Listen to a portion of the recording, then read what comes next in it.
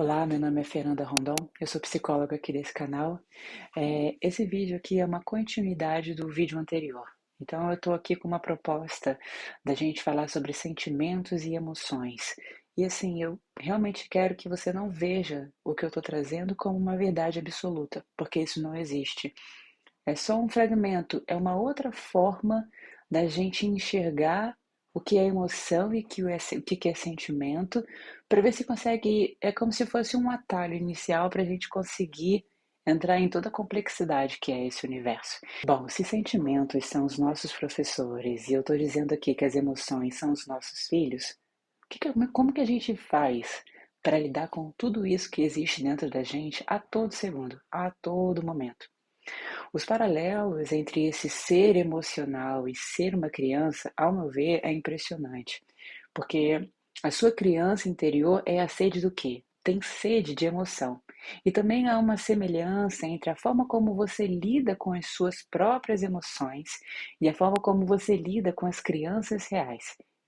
Bom, as crianças são honestas e espontâneas em sua essência, né? Então, quando elas querem expressar o que estão sentindo, expressar suas emoções, muitas das vezes a gente intitula como se fossem bombásticas, né? Então, assim, elas não escondem e não reprimem, até que gradativamente as pessoas adultas começam a encorajá-la para fazer esse tipo de coisa, né? Só que o fato dessas crianças expressarem de forma espontânea o que está sentindo, isso não significa que está tudo ali equilibrado, né?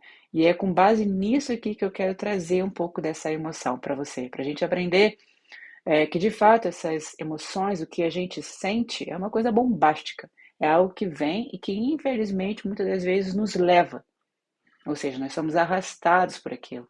Por isso que eu quero trazer aqui um pouquinho de conhecimento, porque quando a gente tem conhecimento, a gente começa a tentar criar um pouquinho mais de ferramentas internas para lidar com aquilo que a gente acha que sabe, mas não sabe. Bom, se a gente sabe que as crianças são levadas pelas suas emoções, o que são as emoções, né? Pode ser raiva, pode ser medo, pode ser tristeza. A gente precisa ter aqui uma empatia com isso, né? Elas não sabem lidar com o que elas estão sentindo. Então, o ponto é, se as crianças não sabem lidar com o que estão sentindo em virtude da imaturidade cerebral, como que você lida com as suas emoções? Então, se você vai encarar aqui comigo que as suas emoções é, podem agir como crianças, como se fossem nossos filhos, a gente precisa de quê? O que essas emoções precisam? De respeito e de orientação. Então, aqui a gente pode ver a emoção como algo mais amoroso, que aí a gente chega, que quando ela chega, a gente vai cuidar. Então é importante que a gente não seja aqui completamente, sei lá, arrebatado pela nossa emoção. Mas é importante que a gente permaneça de alguma forma capaz de olhar para ela a partir de uma postura um pouco mais neutra. Que a gente trabalhe dentro de nós um estado de presença daquilo que a gente está sentindo. Então, como que isso acontece, né? A gente precisa se manter consciente. A gente precisa iniciar esse processo com consciência, com estado de presença. E aqui não é sobre reprimir o que você está sentindo, mas também não é sobre se afogar nela, entende? E por que eu estou falando isso? Porque quando você se afoga, quando você dá espaço para essas emoções virem, você começa a se identificar com isso. E a criança que existe dentro de você é como se ela se tornasse praticamente um tirano. E que certamente vai desviar você daquilo que está acontecendo no fato, no cenário, né?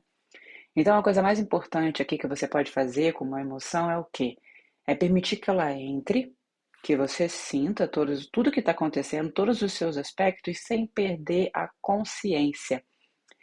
E a consciência aqui não é sobre ter a paciência, é sobre ter consciência de que ela está vindo, de que existe algo que está chegando em você.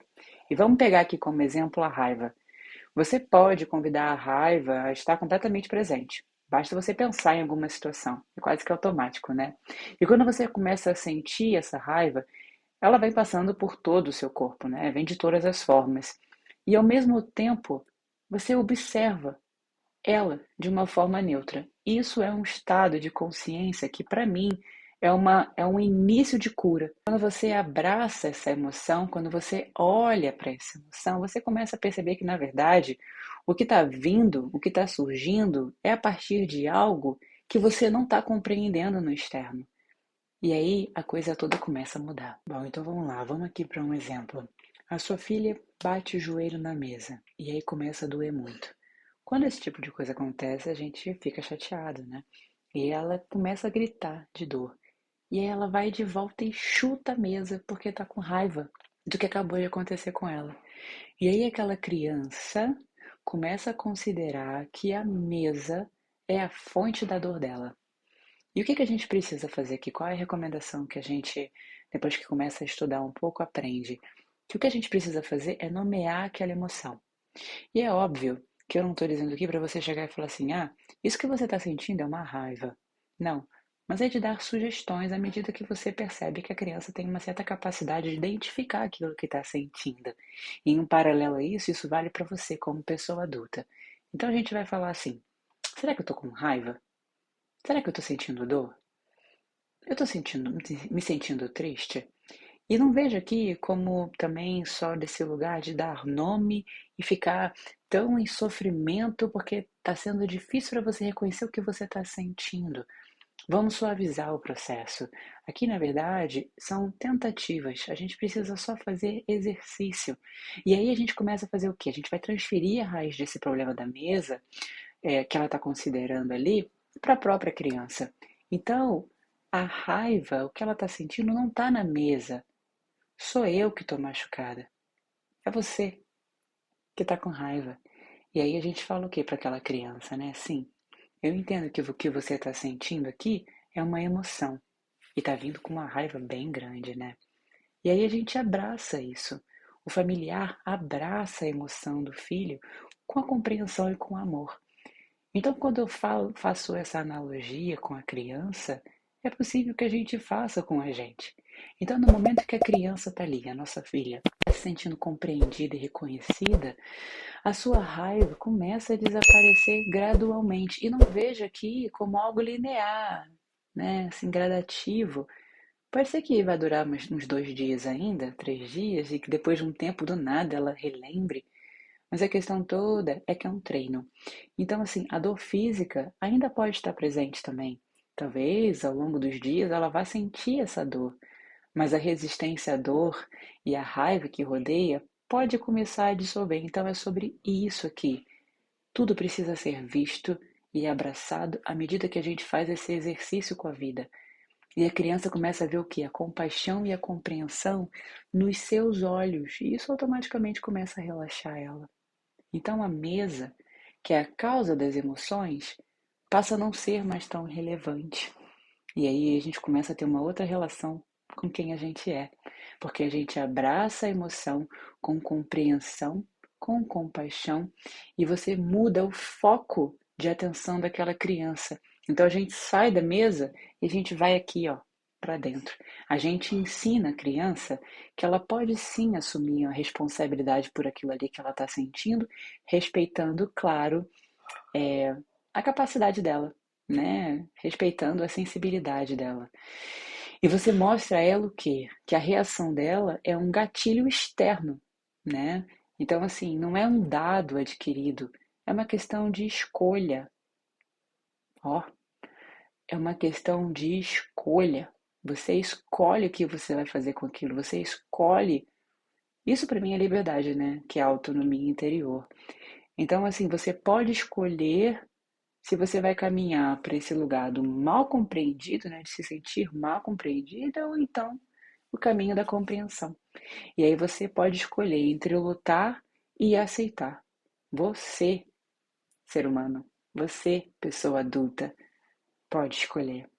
E assim, isso se aplica a relacionamentos de forma geral, né? Então, assim, você começa a se relacionar com as suas próprias relações à medida que você se conecta com as suas particularidades. Então, emoções fortes como a raiva, como a tristeza, como o medo, sempre tem, ao meu ver, um componente aí de impotência perante aquilo que surge. Então, a sensação é de quê? Que você é vítima de algo que está fora de você, né? Então, a mesa, você é vítima, né? A mesa surgiu. É, então, a gente precisa trabalhar esse lugar da gente se voltar para dentro e a gente dizer para a gente, ok, isso aqui foi a minha reação, né? E eu entendo por quê. Eu entendo por que que eu estou me sentindo assim. E eu vou me apoiar nisso aqui, eu vou olhar para isso que eu estou sentindo de forma neutra. Ver onde que fica no seu corpo. Ver o que que é a partir dessas emoções, o que que você começa a pensar. Então, quando a gente se volta para as nossas emoções, a gente tem aí uma possibilidade da gente viver algo mais amoroso e mais libertador. Porque a liberdade não tem só a ver com essa questão da gente fazer o que a gente quer, mas é a gente ter a autonomia daquilo que a gente está sentindo. É uma espécie, de fato, de autodisciplina. E a gente começa a liberar essa realidade externa como se fosse essa coisa da fonte do mal. E a gente começa a assumir a responsabilidade de algo pequeno, que quando a gente aumenta para outras relações, tudo começa a mudar. E aí você começa a reconhecer que você pode escolher reagir de uma determinada forma. E tudo muda. E aí você para de discutir sobre essa coisa que a gente fala ainda muito, né, dessa dualidade, do certo e do errado, né? Quem é o culpado pelo quê? E a gente libera essa cadeia de eventos que acontecem fora do nosso controle. Então, assim, a mesa está ali. E talvez por uma distração você bateu. Mas a forma como você vai lidar com isso é o que diz sobre quem você é, sobre quem você quer se tornar. Não para a mesa, não para as pessoas ao redor, mas é por você. Bom, eu encerro aqui esse segundo vídeo. Daqui a pouco a gente vai para o terceiro. Tchau, tchau.